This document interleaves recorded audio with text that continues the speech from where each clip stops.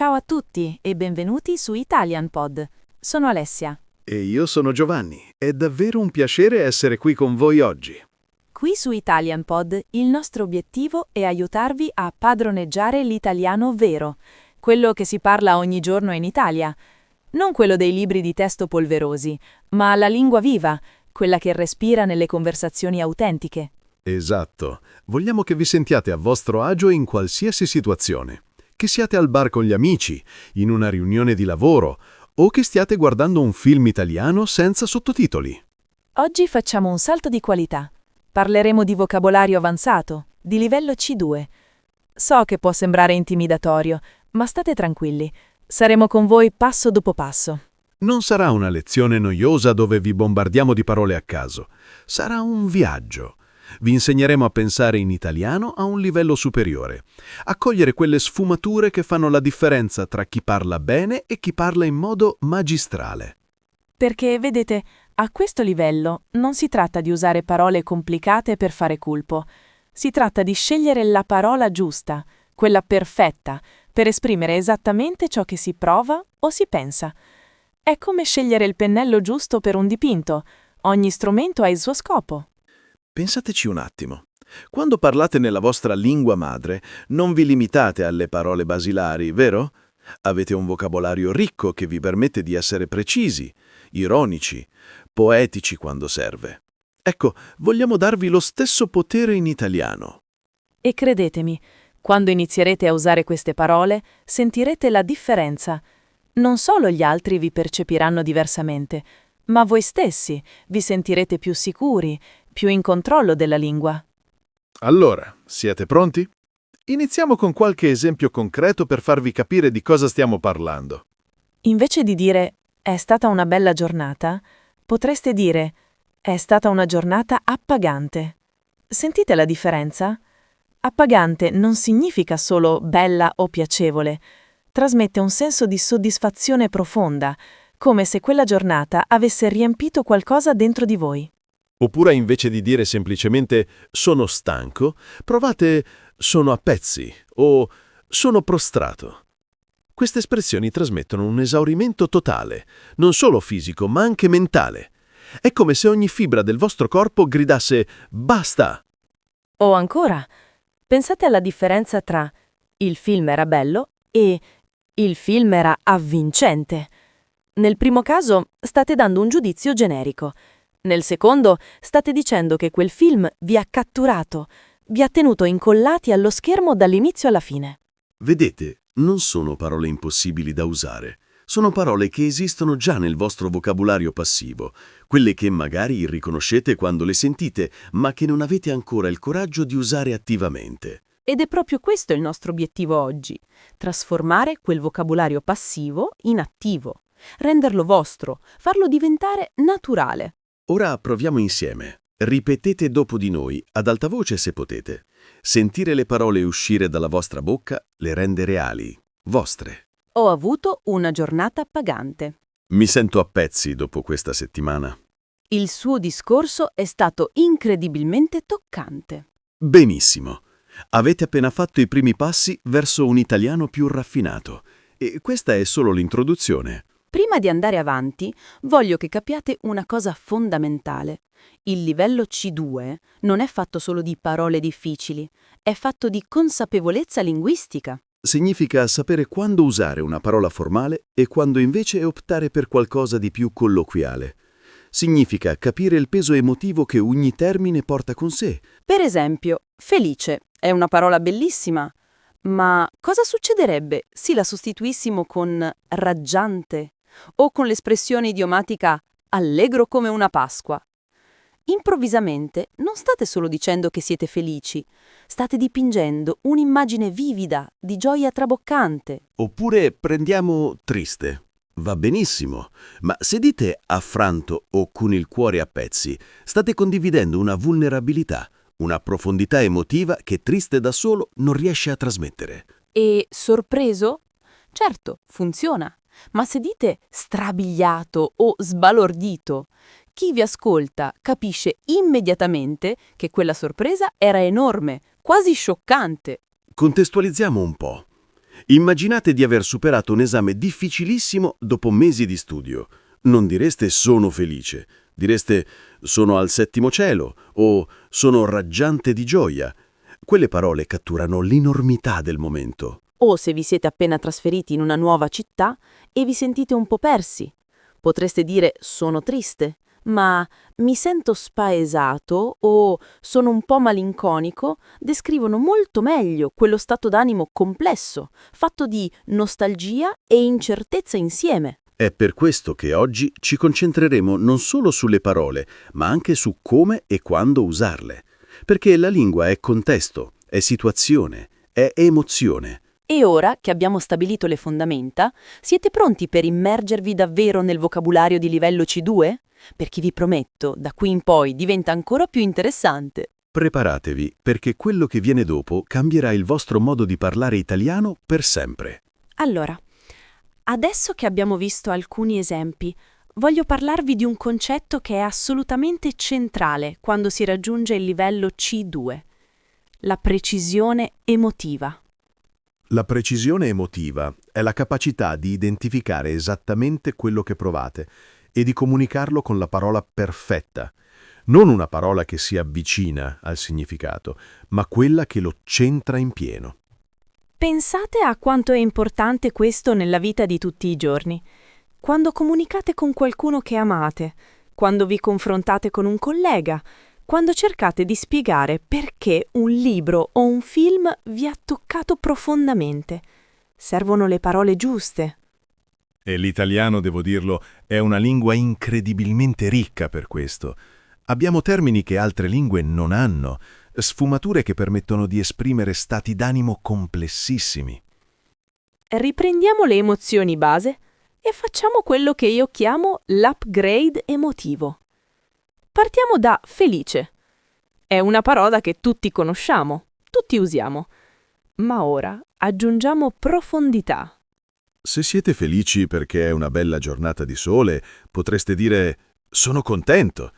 Se invece avete ricevuto una notizia meravigliosa, potreste dire «sono euforico» o «sono al settimo cielo». E se quella felicità si irradia da voi, se la gente può vederla sul vostro viso, allora siete raggianti.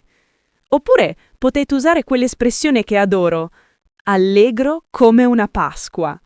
È idiomatica, colorita e trasmette una gioia quasi infantile. Adesso spostiamoci dall'altra parte dello spettro emotivo. Triste è la parola base, ma quando la tristezza è più profonda, più devastante, come la descriviamo? Affranto è perfetto per una tristezza che vi spezza, che vi piega. Viene dal verbo affrangere, che significa letteralmente spezzare. Sentite il peso di questa parola? Oppure con il cuore a pezzi. Questa è un'espressione che usiamo quando qualcosa ci ha veramente distrutto emotivamente, una rottura sentimentale, la perdita di una persona cara, una delusione profondissima. C'è anche abbattuto, che descrive quella tristezza che vi toglie tutte le energie, che vi fa sentire sconfitti. O avvilito, quando quella tristezza è mista a frustrazione. E poi abbiamo malinconico, che è diverso. La malinconia non è necessariamente negativa, è una tristezza dolce, riflessiva, quasi poetica. È quella sensazione che provate quando guardate vecchie fotografie o ascoltate una canzone che vi riporta indietro nel tempo. Esatto, la malinconia ha una sua bellezza. Non vorreste liberarvene, in un certo senso. Fa parte dell'essere umani, del ricordare, del sentire. Ora passiamo alla sorpresa. Anche qui possiamo fare molto meglio di sorpreso. Strabiliato indica una sorpresa enorme, quasi incredula. È quando qualcosa supera completamente le vostre aspettative, nel bene o nel male. Sbalordito è simile, ma ha una connotazione ancora più forte. È quando rimanete letteralmente senza parole, quando la vostra mente fatica a processare quello che è appena successo. E poi c'è stupefatto. che ha una qualità quasi comica. Immaginate qualcuno con la bocca aperta e gli occhi spalancati. Ecco, quello è essere stupefatti. Voglio farvi un esempio concreto per ognuna di queste emozioni, così potete capire come usarle in contesto reale. Perfetto. Iniziamo con la felicità. Immaginate di aver lavorato per anni a un progetto, un sogno che avevate nel cassetto. Finalmente quel progetto viene realizzato. Come descrivereste quello che provate? Sono raggiante di gioia, sarebbe perfetto. O anche sono al settimo cielo. Oppure, se volete qualcosa di più poetico, il mio cuore trabocca di felicità. Bellissimo. Ora la tristezza. Pensate a qualcuno che ha appena perso il lavoro dopo 15 anni nella stessa azienda. Non è solo triste, è devastato. Sono affranto, cattura perfettamente quella sensazione. Oppure mi sento abbattuto o ho il morale a terra. Queste espressioni comunicano non solo la tristezza, ma anche lo sconforto, la sensazione di sconfitta. E la sorpresa? Immaginate di incontrare per caso un vecchio amico che non vedete da 20 anni in un posto completamente inaspettato, tipo dall'altra parte del mondo. Sono rimasto sbalordito. Funziona perfettamente. O sono rimasto di stucco, che è un'altra espressione idiomatica fantastica. Significa letteralmente essere immobilizzati dalla sorpresa, come se foste diventati una statua. Vedete come ogni parola, ogni espressione porta con sé un'immagine, una sensazione specifica. Questo è il potere del vocabolario avanzato. Ma attenzione, c'è un altro aspetto fondamentale che dobbiamo affrontare. Le sfumature. E qui le cose si fanno davvero interessanti. Le sfumature sono quelle piccole differenze di significato che possono cambiare completamente la percezione di una frase. Sono la differenza tra qualcuno che parla italiano fluentemente e qualcuno che lo padroneggia davvero. Facciamo un esempio classico: coraggioso e intrepido. Entrambe le parole descrivono qualcuno che non ha paura, giusto? Ma c'è una differenza sottile e importantissima. Coraggioso descrive un'azione specifica. Dite, è stato coraggioso ad andare lì da solo, quando qualcuno ha compiuto un gesto che richiedeva coraggio. Intrepido, invece, descrive un tratto del carattere. È qualcuno che per natura non si lascia intimorire, che affronta le sfide senza esitazione. È un esploratore intrepido. Significa che quello è il suo modo di essere, sempre. Capite la differenza? Uno descrive un momento, l'altro descrive una persona. Questa è una sfumatura cruciale. Altro esempio: grande cambiamento contro cambiamento radicale o cambiamento drastico. Grande è generico. Va bene, ma non dice molto.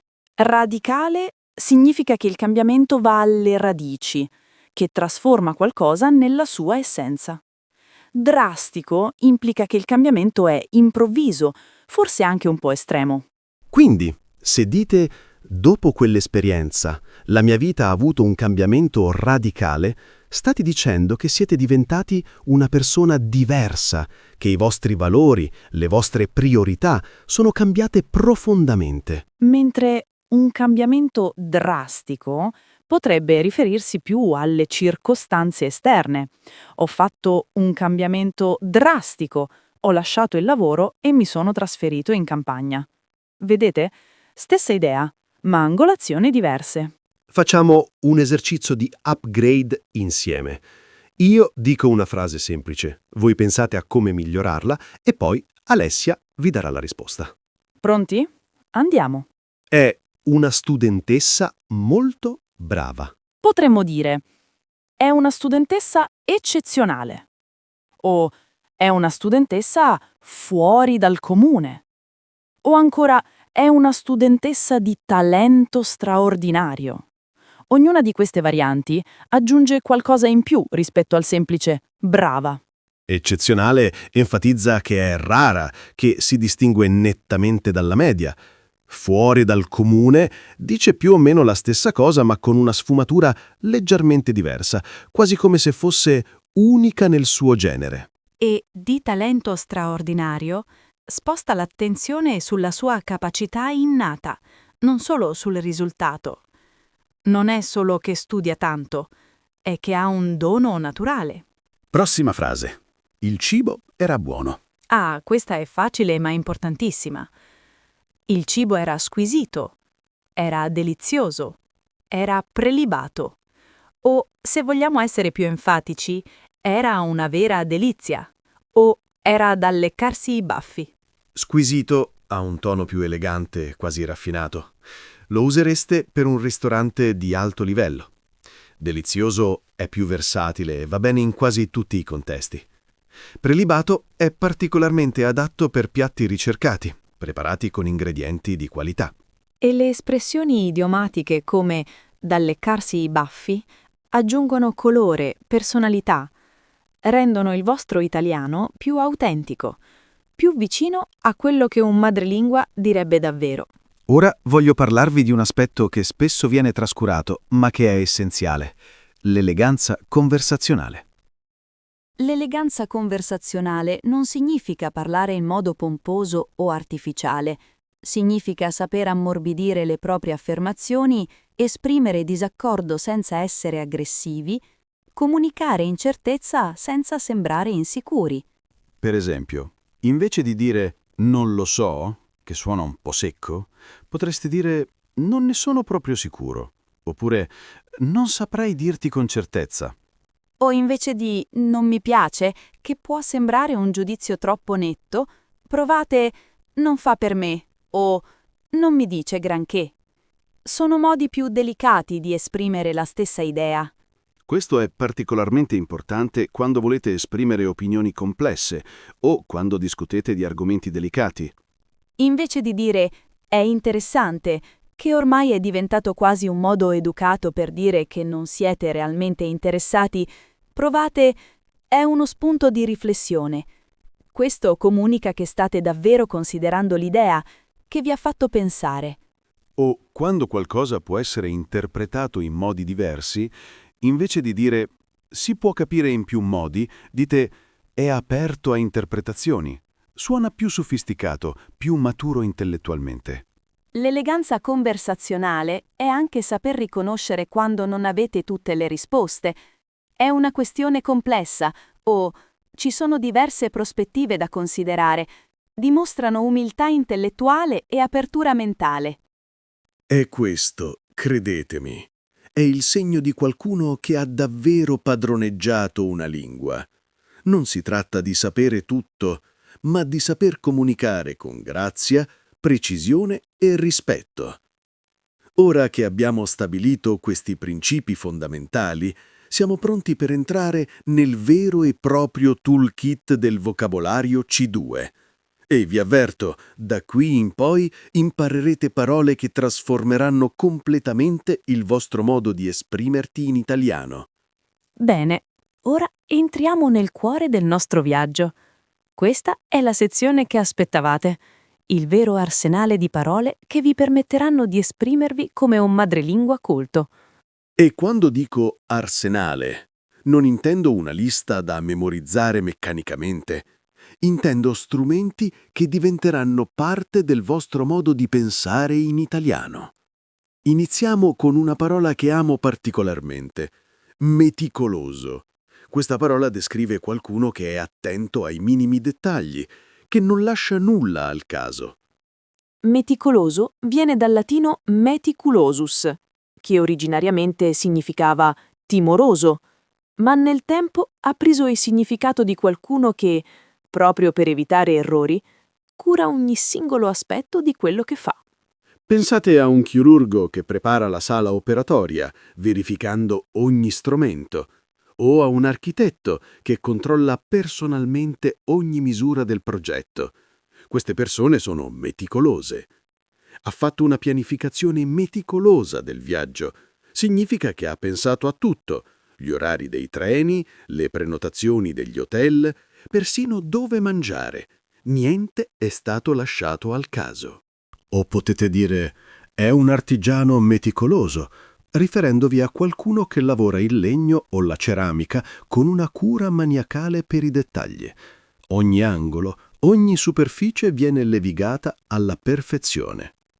La bellezza di questa parola è che può essere usata sia in contesti positivi che leggermente negativi.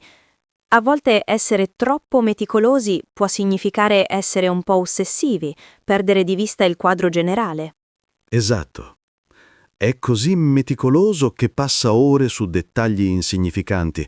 Ha una connotazione leggermente critica, ma nella maggior parte dei casi è una qualità molto apprezzata. Passiamo ora a una parola che descrive qualcosa di completamente diverso, inevitabile. Questa parola esprime ciò che non si può evitare, ciò che deve accadere per forza. Inevitabile è una di quelle parole che portano con sé un senso di fatalità, di destino. Quando dite che qualcosa è inevitabile, state dicendo che non c'era modo di impedirlo.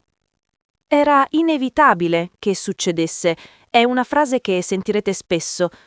La usate quando un evento era prevedibile, quando tutti i segnali puntavano in quella direzione. Oppure, parlando di conseguenze, una conseguenza inevitabile delle sue azioni. Significa che quelle azioni portavano necessariamente a quel risultato. Non c'era altra strada.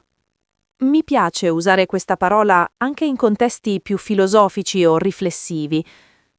L'invecchiamento è inevitabile, ma come invecchiamo dipende da noi.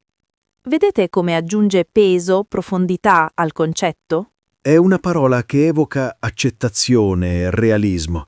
Non è pessimista, è semplicemente onesta riguardo alla natura di certe cose. Ora spostiamoci su un territorio diverso, la complessità. E per la complessità abbiamo una parola perfetta, ambiguo. Ambiguo descrive qualcosa che non è chiaro, che può essere interpretato in modi diversi. È l'opposto di inequivocabile, di cristallino. Quando qualcuno vi dà una risposta ambigua, significa che non ha preso una posizione chiara, ha lasciato la porta aperta a più interpretazioni, forse deliberatamente. Il suo messaggio era ambiguo, può significare che non avete capito se era serio o scherzava, se era un complimento o una critica velata. L'ambiguità può essere frustrante, ma a volte necessaria. In diplomazia, per esempio, le dichiarazioni ambigue permettono di mantenere aperte più opzioni, di non chiudersi porte. E in letteratura, in poesia, l'ambiguità è spesso ricercata, permette al lettore di trovare i propri significati, di portare la propria esperienza nel testo. Ma nella vita quotidiana, quando chiedete a qualcuno «Ti va di uscire stasera?» e vi risponde in modo ambiguo, può essere irritante. Vorreste un sì o un no chiaro. Collegata all'idea di complessità c'è un'altra parola fondamentale: profondo. Ora, so che tutti conoscete questa parola, ma voglio che capiate davvero la sua portata quando la usate in contesti avanzati. Profondo non descrive solo la distanza fisica, come un pozzo profondo o il mare profondo. Descrive intensità, significato, qualcosa che va oltre la superficie. Un'emozione profonda è un'emozione che vi tocca nell'animo, che vi scuote alle fondamenta. Non è qualcosa di superficiale che passa in fretta. Un pensiero profondo è un pensiero che richiede riflessione, che non si esaurisce con una risposta semplice. È qualcosa che continua a farvi riflettere anche dopo. Mi piace particolarmente l'espressione «un legame profondo». Descrive una connessione tra persone che va ben oltre l'amicizia superficiale. È basata su comprensione reciproca, fiducia, esperienze condivise. Potete anche dire ha una conoscenza profonda dell'argomento, che è diverso dal dire sa molto. Conoscenza profonda implica non solo quantità di informazioni, ma anche comprensione dei principi sottostanti, delle connessioni, del contesto. E quando qualcuno vi fa una domanda profonda, Non vi sta chiedendo un dato o un fatto, vi sta chiedendo di riflettere su qualcosa di importante, forse su voi stessi, sul senso di quello che fate. Ora facciamo una pausa e giochiamo un po'. Voglio che mettiate in pratica quello che abbiamo appena imparato. Perfetto. Io dirò una frase semplice, basilare, e voi mentalmente provate a migliorarla usando il vocabolario che abbiamo appena visto. Poi vi daremo la nostra versione. Prima frase. È buono. Pensateci un attimo. Come lo direste in modo più preciso, più eloquente? Allora, potreste dire è eccellente, che alza immediatamente il livello di qualità. Oppure è squisito, che, come abbiamo visto prima, ha un tono più raffinato. Ma potete andare anche oltre. È sublime, per qualcosa di eccezionalmente buono, quasi perfetto. O è una prelibatezza, quando parlate di cibo particolarmente pregiato. E se volete essere più coloriti, più italiani, dite è una vera delizia o è da leccarsi i baffi. Queste espressioni trasmettono non solo che è buono, ma che vi ha dato un vero piacere. Prossima frase. È cattivo. Anche qui abbiamo molte opzioni più interessanti. È inaccettabile, quando qualcosa è così al di sotto degli standard che non può essere tollerato. Usate questa parola quando volete esprimere una forte disapprovazione. È deplorevole, ha una connotazione morale. Non è solo cattivo in senso pratico. È cattivo in un senso che offende i vostri valori, i vostri principi. Oppure è pessimo, che enfatizza quanto è male. O è di pessima qualità, quando parlate di un oggetto o un servizio. E per il cibo potete dire è immangiabile, che è molto più specifico ed efficace di un generico è cattivo.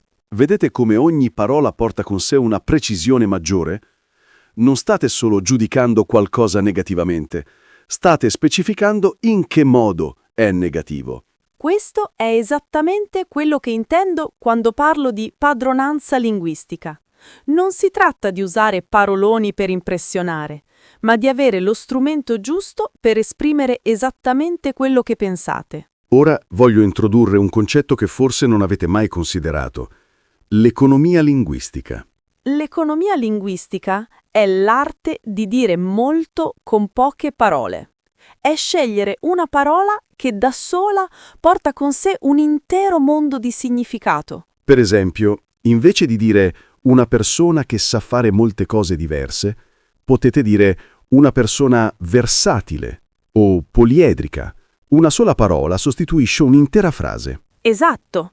E questo non solo rende il vostro italiano più fluente, ma anche più elegante. Quando parlate o scrivete, non volete sprecare parole, volete che ogni parola conti. Prendiamo notevole. Questa parola può sostituire degno di nota, importante, significativo, tutto in una sola parola. Ha fatto progressi notevoli dice molto di più di ha fatto progressi importanti. Notevole implica che quei progressi sono così evidenti che è impossibile non notarli, appunto. O pensate a considerevole. Una somma considerevole non significa solo tanti soldi. Significa una quantità tale che bisogna considerarla attentamente, che ha un peso significativo. Un altro esempio di economia linguistica: esauriente. Questa parola sostituisce completo e dettagliato. Ha dato una risposta esauriente. Significa che ha coperto tutti gli aspetti della questione, che non ha lasciato nulla in sospeso. Non ci sono buchi nella spiegazione. O un'analisi esauriente, che indica uno studio approfondito che ha esaminato ogni angolo del problema. Voglio che capiate una cosa importante. Queste parole non sono ornamenti, sono strumenti di precisione. Ogni volta che le usate, state comunicando in modo più chiaro ed efficace. Ed è qui che molti studenti sbagliano. Pensano che il vocabolario avanzato sia qualcosa da tirare fuori nelle occasioni speciali, come un vestito elegante che si indossa raramente. Invece no, Queste parole dovrebbero diventare parte del vostro italiano quotidiano. Dovete sentirvi a vostro agio nell'usarle. Devono scivolare naturalmente nelle vostre frasi. E l'unico modo per raggiungere questo livello di naturalezza è la pratica. Dovete usare queste parole attivamente, non solo riconoscerle quando le sentite. Ecco un esercizio che vi consiglio. Ogni giorno scegliete 2 o 3 parole nuove che abbiamo discusso oggi. Cercate di usarle in conversazioni reali o scrivetele in un diario. Non forzatele in frasi dove non hanno senso. Aspettate il momento giusto, il contesto appropriato e quando arriva quel momento usatele con sicurezza.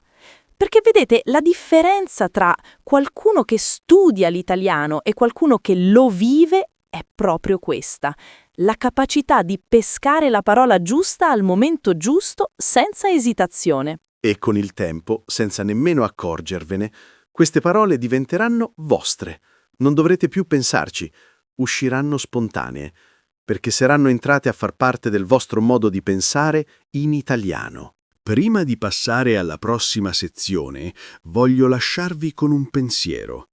Il vocabolario è come una cassetta degli attrezzi. Più strumenti avete, più situazioni potete affrontare. E quello che stiamo facendo oggi è riempire la vostra cassetta con strumenti di qualità professionale. Non sono perfetti per ogni situazione, ma quando ne avete bisogno fanno esattamente quello che deve essere fatto. Nella prossima parte approfondiremo ancora di più. Parleremo di parole per descrivere la personalità, il carattere e il linguaggio del mondo professionale. Perché padroneggiare l'italiano significa anche saper navigare in contesti diversi, dal bar con gli amici alla sala riunioni, dalla cena in famiglia alla conferenza. E per ognuno di questi contesti serve il vocabolario giusto. La determinazione è una qualità che ammiriamo negli altri. Quando vedete qualcuno che supera ostacoli, che continua nonostante le battute d'arresto, state vedendo la determinazione in azione. Ora passiamo a un'altra parola fondamentale: versatile. Questa parola descrive qualcuno che sa adattarsi a situazioni diverse, che ha competenze variegate. Versatile viene dal latino vertere, che significa girare. Una persona versatile sa girare tra ruoli diversi, contesti diversi, con facilità. È un professionista versatile. Significa che può occuparsi di compiti differenti, che non è limitato a una sola specializzazione. Nel mondo del lavoro questa è una qualità preziosissima. Un sinonimo bellissimo è poliedrico. Un poliedro ha molte facce e una persona poliedrica ha molti talenti, molte sfaccettature.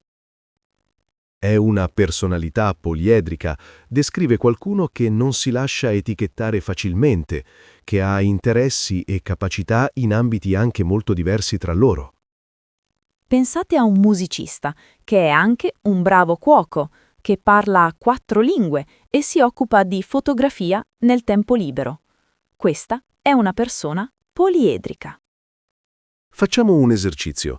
Creiamo insieme il profilo di una persona usando queste parole. Vi mostrerò come si tessono insieme in un discorso naturale. Perfetto. Immaginiamo Marco, un collega di lavoro. Inizia tu, Giovanni. Marco è sempre stato risoluto nelle sue decisioni professionali. Quando ha scelto di cambiare carriera a 40 anni, molti pensavano fosse una follia, ma lui ha mantenuto la rotta. La sua natura poliedrica lo ha aiutato enormemente. Le competenze che aveva sviluppato nel settore finanziario si sono rivelate utili anche nel suo nuovo ruolo nel settore tecnologico. È incredibilmente versatile. Riesce a passare dalla programmazione alle presentazioni per i clienti senza battere ciglio. Questa flessibilità lo rende indispensabile per l'azienda. Vedete come queste parole si intrecciano. non sono buttate lì a caso, ma costruiscono un ritratto coerente e vivido di questa persona. Ora spostiamoci nel mondo professionale vero e proprio. Ci sono parole che sentirete costantemente in ambienti di lavoro e che è fondamentale padroneggiare. La prima è notevole, che abbiamo già menzionato brevemente, ma voglio che capiate tutte le sue sfumature in contesto professionale. Ha ottenuto risultati notevoli e molto più forte di ha ottenuto buoni risultati. Notevole significa che quei risultati si distinguono, che meritano di essere notati e riconosciuti. Un miglioramento notevole indica un cambiamento significativo, non marginale. È qualcosa che fa davvero la differenza. Strettamente collegata c'è considerevole. Un investimento considerevole significa una somma importante che richiede considerazione attenta prima di essere impegnata. Ha dedicato un tempo considerevole al progetto. Significa che ci ha messo molto tempo, forse più di quanto ci si aspettasse. È un modo elegante per enfatizzare l'impegno. Ora, una parola che sentirete in ogni presentazione aziendale: esauriente. E no, non significa che vi esaurisce, anche se alcune presentazioni lo fanno. Esauriente significa completo, che copre tutti gli aspetti. Un'analisi esauriente è un'analisi che non lascia nulla di intentato, che esamina la questione da ogni angolo. Ha fornito una risposta esauriente a tutte le nostre domande è un complimento. Significa che non ci sono buchi, non ci sono zone d'ombra. Tutto è stato chiarito. Nel mondo del lavoro, essere esaurienti è fondamentale. Nessuno vuole scoprire a metà progetto che qualcosa è stato trascurato. E ora arriviamo a un verbo che sentirete continuamente in riunioni e conference call: implementare. Implementare significa mettere in pratica, rendere operativo. Dobbiamo implementare questa strategia entro il prossimo trimestre. Significa che bisogna passare dalla teoria all'azione. È diverso da applicare. Implementare ha una connotazione più tecnica, più strutturata. Implica un piano, dei passi da seguire, risorse da allocare. Stiamo implementando un nuovo sistema di gestione. Significa che state installando il sistema, formando il personale, mettendo tutto in moto. È un processo, non un'azione singola. E quando qualcosa viene implementato con successo, potete dire l'implementazione è stata efficace, oppure l'implementazione ha superato le aspettative. Ora voglio parlarvi di 3 parole che appartengono a quello che chiamo il linguaggio della crescita personale. Sono parole che sentirete sempre più spesso, non solo in contesti professionali, ma anche in discussioni su come migliorare se stessi. La prima è resiliente, e questa è diventata quasi una parola d'ordine negli ultimi anni. Ma cosa significa davvero? Resiliente descrive la capacità di riprendersi dopo una difficoltà, una sconfitta, un trauma. Viene dalla fisica. Un materiale resiliente è quello che torna alla sua forma originale dopo essere stato deformato. Ma per le persone essere resilienti significa qualcosa di più profondo. Non significa solo tornare come prima, ma crescere attraverso la difficoltà. È una persona incredibilmente resiliente, è uno dei complimenti più belli che potete fare. Significa che quella persona ha affrontato prove difficili e ne è uscita più forte. La sua resilienza è ammirevole, riconosce non solo la forza, ma anche il coraggio di continuare quando tutto sembra difficile. La seconda parola è perseveranza. Questa è la costanza nel perseguire un obiettivo, la capacità di non mollare. La perseveranza è diversa dalla determinazione. La determinazione è la decisione iniziale, la spinta.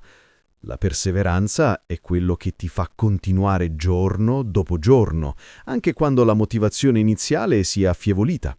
È grazie alla sua perseveranza che ha raggiunto questo traguardo. Riconosce che il successo non è arrivato facilmente o velocemente, ma attraverso uno sforzo costante nel tempo. Mi viene in mente una frase bellissima. Il talento ti fa iniziare, ma la perseveranza ti fa arrivare. Questo cattura perfettamente l'essenza della parola. E possiamo combinare queste parole in modi potenti. La sua resilienza e perseveranza lo hanno portato dove è oggi. Crea un ritratto di qualcuno che ha superato ostacoli e non ha mai smesso di lottare. Voglio aggiungere un'altra parola chiave. Tenacia. È simile alla perseveranza, ma ha una sfumatura leggermente diversa. La tenacia è una persistenza quasi ostinata. È quando non molli la presa, quando ti aggrappi a qualcosa con tutte le tue forze. Ha affrontato il problema con tenacia. Significa che non ha accettato un no come risposta, che ha continuato a cercare soluzioni finché non ne ha trovata una. La tenacia ha quasi una qualità fisica. Immaginate qualcuno che stringe i denti e continua. Ecco, quella è la tenacia. Ora facciamo un altro esercizio di integrazione. Creiamo una storia breve che usa tutte queste parole in modo naturale. Ottima idea. Parliamo di Elena, una giovane imprenditrice. Comincio io. Elena ha dimostrato una resilienza straordinaria quando la sua prima startup è fallita. Invece di arrendersi, ha analizzato gli errori in modo esauriente e ha ricominciato da zero. La sua perseveranza è stata messa alla prova quando ha dovuto implementare un modello di business completamente nuovo.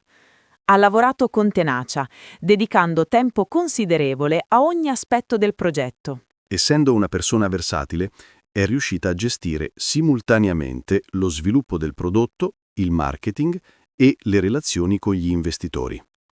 I risultati notevoli sono arrivati dopo 2 anni di duro lavoro. Oggi, quando parla con giovani imprenditori, è sempre risoluta nel suo messaggio. Il successo richiede più perseveranza che talento innato. Perfetto. Vedete come queste parole non sono isolate, si sostengono a vicenda, creano una narrazione ricca e sfaccettata. E questo è esattamente quello che accade quando raggiungete il livello C2. Non state più pensando quale parola difficile posso usare, ma state semplicemente scegliendo la parola che esprime meglio quello che volete dire. È come un musicista che non pensa più alle singole note, ma alla melodia completa. Le parole fluiscono naturalmente perché sono diventate parte del vostro modo di pensare. Voglio aggiungere un'ultima osservazione importante.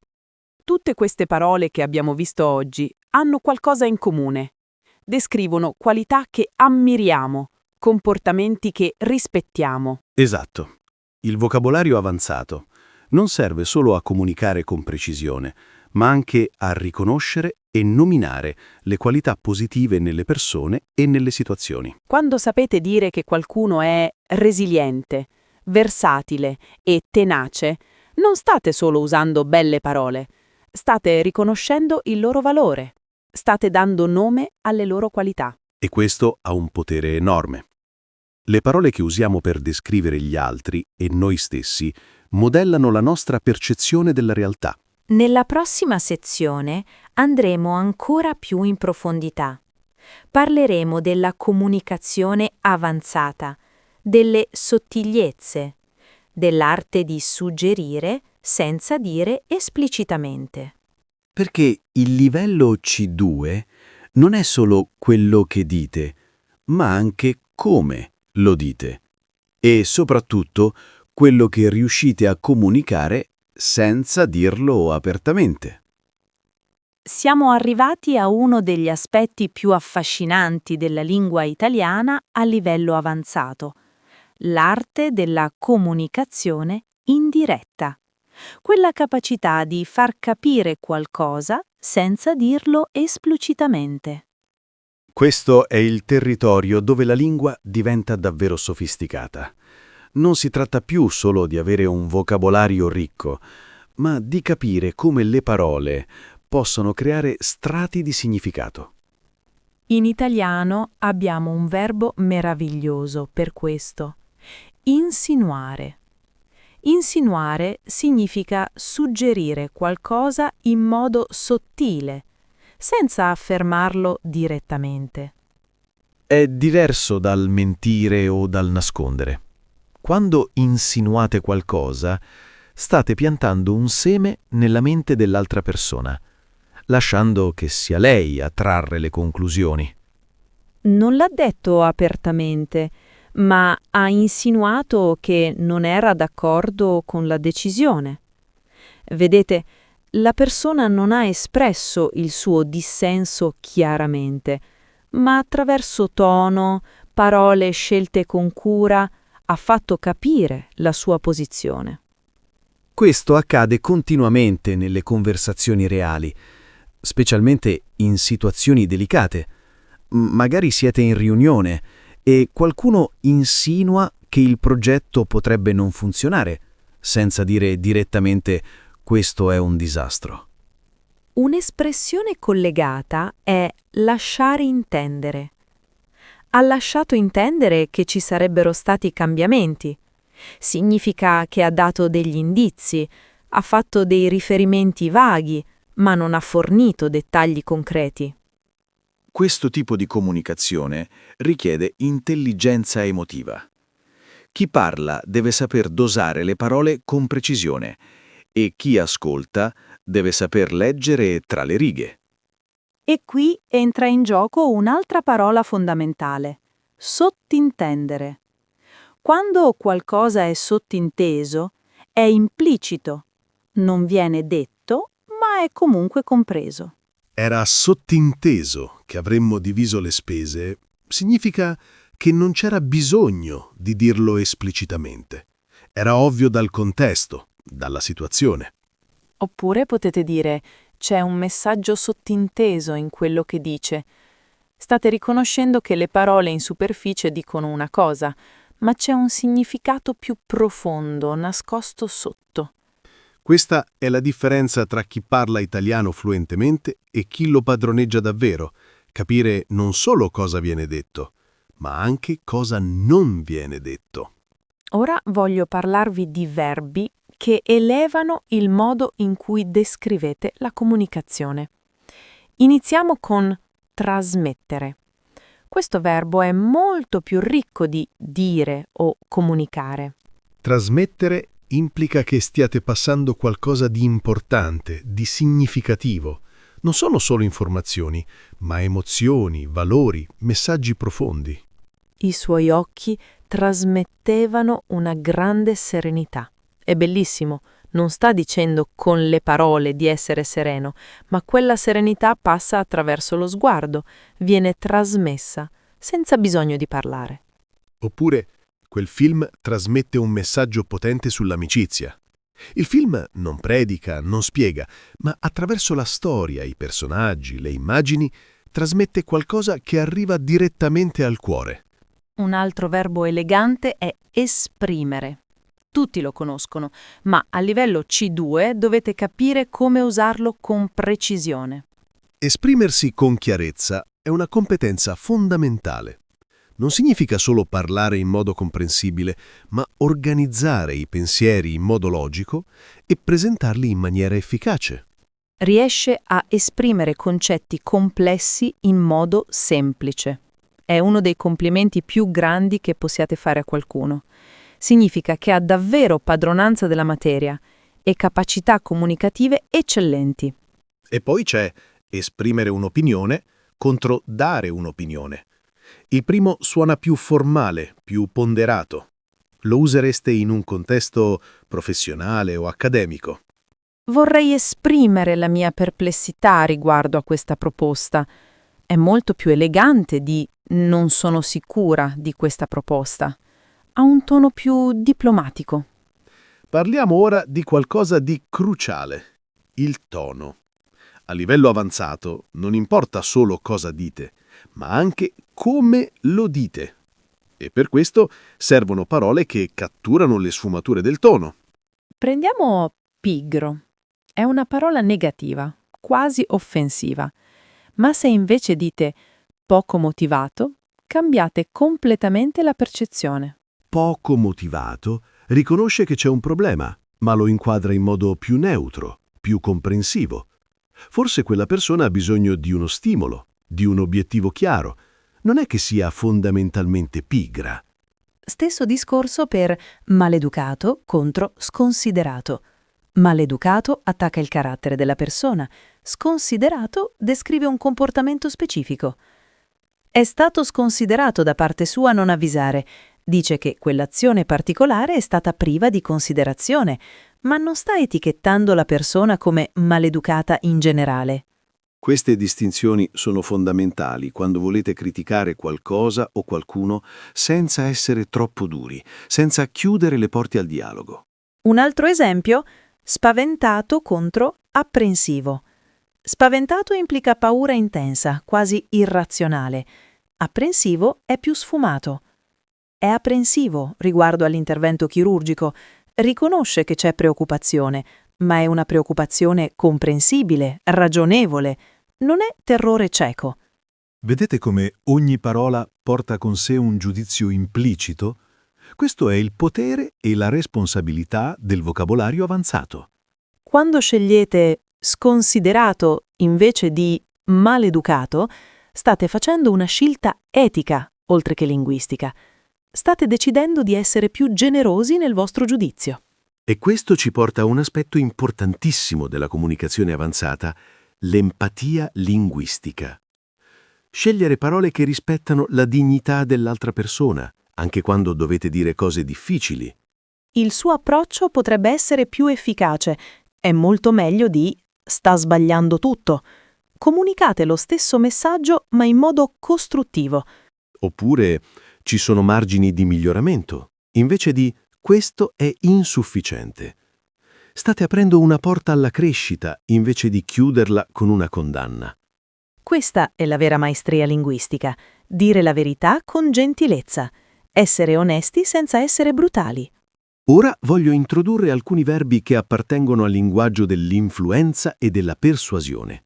Questi sono strumenti potenti, usateli saggiamente. Il primo è persuadere.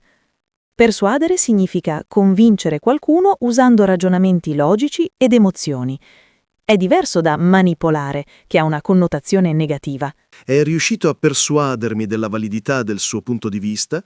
Significa che ha presentato argomenti convincenti, che ha fatto appello alla vostra ragione e forse anche ai vostri valori. Un verbo collegato è convincere, ma persuadere ha una sfumatura più profonda. Quando persuadete qualcuno, non solo cambiate la sua opinione, ma anche il suo atteggiamento emotivo verso qualcosa. Poi c'è influenzare. Questo verbo descrive un effetto più sottile, più graduale. Non è un cambiamento improvviso, ma un processo. Quel libro ha influenzato profondamente il mio modo di pensare. Significa che le idee del libro si sono infiltrate nella vostra mente, hanno cambiato gradualmente le vostre prospettive. È una figura che ha influenzato un'intera generazione. Riconosce un impatto ampio e duraturo, non solo un momento di convincimento. E arriviamo a argomentare. Questo verbo è fondamentale per chiunque voglia partecipare a discussioni intellettuali serie. Argomentare non significa litigare, significa presentare ragionamenti strutturati, supportare le proprie affermazioni con logica ed evidenze. Ha argomentato in modo brillante la sua tesi. È un complimento alla qualità del ragionamento, non necessariamente all'opinione espressa. Potete anche dire la sua argomentazione era ineccepibile, che significa che non c'erano falle logiche, che ogni punto sosteneva quello successivo in modo coerente. Ora facciamo un esercizio complesso. Immaginiamo una situazione delicata. Dovete dire a un amico che il suo comportamento in una certa situazione è stato problematico. Come lo fareste usando il linguaggio avanzato? Ottimo esercizio. Invece di dire «sei stato maleducato ieri sera», potreste iniziare con qualcosa come «voglio parlarti di una cosa che mi ha lasciato perplesso ieri sera». Perfetto. Perplesso è neutro, non accusatorio. Poi potreste continuare. Ho notato che il tuo tono è stato piuttosto brusco con Maria. Forse non era tua intenzione, ma temo possa averla ferita. Vedete la struttura. State descrivendo il comportamento specifico, non attaccando il carattere. State usando forse e temo per ammorbidire e state lasciando aperta la possibilità che non fosse intenzionale. Potreste concludere con «Ti conosco e so che non volevi essere sconsiderato. Volevo solo fartelo presente perché ci tengo sia a te che a Maia». Questo è comunicare con maturità emotiva e sofisticazione linguistica. State dicendo una verità scomoda, ma in modo che l'altra persona possa ascoltarla senza mettersi sulla difensiva. Un altro elemento della comunicazione avanzata è saper riconoscere e nominare la complessità. A volte le situazioni non sono bianche o nere e serve un linguaggio che catturi le zone grigie. Per questo usiamo espressioni come «è una questione complessa» o «ci sono diversi fattori da considerare». State riconoscendo che non ci sono risposte facili. La situazione è sfaccettata, è meravigliosa. Una sfaccettatura è una delle facce di una gemma tagliata. State dicendo che la situazione ha molti lati, ognuno dei quali riflette la luce in modo diverso. Oppure è aperto a interpretazioni, che riconosce che persone diverse possono vedere la stessa cosa in modi diversi e non c'è necessariamente un'interpretazione unica corretta. Questa umiltà intellettuale, questa capacità di riconoscere la complessità è il segno di una mente matura. E il linguaggio che usate riflette questa maturità. Un'ultima cosa prima di passare alla prossima sezione.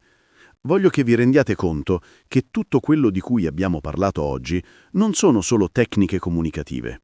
Sono modi di vedere il mondo, di relazionarvi con gli altri. Quando scegliete parole più gentili, più precise, più empatiche, state scegliendo che tipo di persona volete essere. La lingua plasma il pensiero e il pensiero guida le azioni. Padroneggiare il linguaggio della sfumatura, dell'empatia, della complessità vi rende persone migliori, non solo parlanti migliori. E questo è quello che rende lo studio della lingua un viaggio di crescita personale, non solo un'acquisizione di competenze tecniche. Nella prossima e ultima parte raggiungeremo il vero vertice. Parleremo del linguaggio come arte, come espressione dell'anima, come strumento di saggezza. Siamo arrivati al culmine del nostro viaggio. Questa ultima parte è dedicata alle parole che toccano l'anima, quelle che catturano l'indicibile. Esistono esperienze, emozioni, momenti che sfuggono alle parole ordinarie, ma la lingua italiana, nella sua bellezza, ha trovato il modo di avvicinarsi a questi territori misteriosi. La prima parola che voglio condividere con voi è ineffabile. Questa parola descrive qualcosa che non si può esprimere a parole, che va oltre il linguaggio. Ineffabile viene dal latino ineffabilis, da in, negativo, e effari, che significa parlare. Letteralmente, ciò di cui non si può parlare. La bellezza di quel tramonto era ineffabile. Significa che nessuna descrizione potrebbe rendere giustizia a quello che avete visto. Le parole semplicemente non bastano. O l'emozione che ho provato era ineffabile. State riconoscendo che quello che avete sentito è troppo profondo, troppo complesso per essere catturato dal linguaggio. È paradossale, no? Usiamo una parola per dire che non esistono parole adeguate. Ma questa è la potenza della lingua. Può persino nominare i propri limiti. Passiamo ora a parole che descrivono stati d'animo luminosi. Raggiante è una delle mie preferite. Qualcuno che è raggiante irradia gioia, letteralmente brilla di felicità. Era raggiante il giorno del suo matrimonio. Dipinge un'immagine vivida. Non solo era felice, ma quella felicità emanava da lei come luce. Un sinonimo bellissimo è luminoso. Ha un sorriso luminoso. Significa che quel sorriso porta luce, calore, positività. Non è solo un sorriso, è qualcosa che illumina. E poi c'è malinconico. Abbiamo già accennato a questa parola, ma merita uno spazio speciale perché è così profondamente italiana. La malinconia non è semplice tristezza, è una tristezza dolce, riflessiva, quasi piacevole. È quella sensazione che provate ascoltando una vecchia canzone o rileggendo lettere d'amore di anni fa. Un pomeriggio malinconico d'autunno evoca un'atmosfera precisa. Le foglie che cadono, la luce che si fa dorata, quel senso di nostalgia per l'estate passata. La malinconia ha dignità, ha bellezza. È l'ombra che rende la luce più preziosa. Fa parte dell'esperienza umana nella sua pienezza. Ora voglio parlarvi di parole che descrivono la forza interiore, quella resilienza dell'animo che ci permette di attraversare le tempeste della vita. Tenacia l'abbiamo già vista, ma vale la pena approfondirla qui. La tenacia è quella qualità che vi fa stringere i denti quando tutto sembra impossibile. Ha affrontato la malattia con tenacia. Riconosce una forza quasi fisica, una determinazione che non conosce la resa. Poi c'è forza d'animo. Questa è la forza morale, il coraggio di fronte alle avversità. Non è solo resistenza fisica, è integrità, dignità. Ha mostrato grande forza d'animo durante il processo. Significa che ha mantenuto la sua compostura, i suoi valori, la sua dignità, anche in circostanze difficilissime.